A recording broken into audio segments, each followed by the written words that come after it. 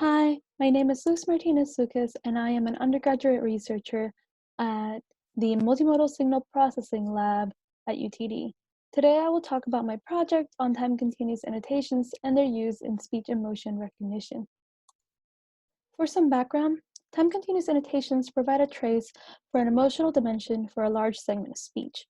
Usually, time-discrete annotations, shown right here, are used for speech and motion recognition, but they lack the context and dynamic information that would be useful for natural speech.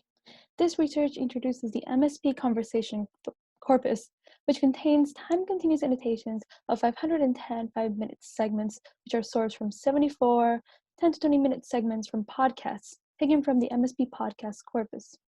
The MSP podcast corpus obtains its speech data from online audio platforms. Each 5-minute segment is annotated 3 times for 3 emotional dimensions, which are arousal, which measures from calm to active, valence, which measures negative to positive emotions, and dominance, which measures weak to assertive. Annotators use the graphical interface Karma and a joystick to push and pull according to the emotional speech they are listening to. The MSP podcast corpus contains time-discrete annotations that occur in the audio segments annotated in the MSP conversation corpus. So we have compared the 2 types of annotations by converting the traces to discrete annotations shown here.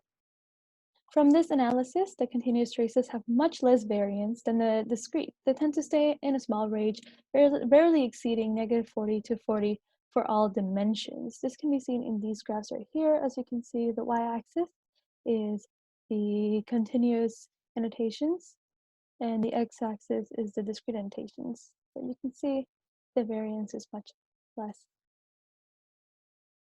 For the second part of the project, 2 LSTMs were trained with arousal traces. The first with the previous MSP conversation data, which only had 4 annotators and around 2.8 annotations per conversation part. And the second LSTM was trained with our newest data, which has 7 annotators and around 3.8 annotations per segment.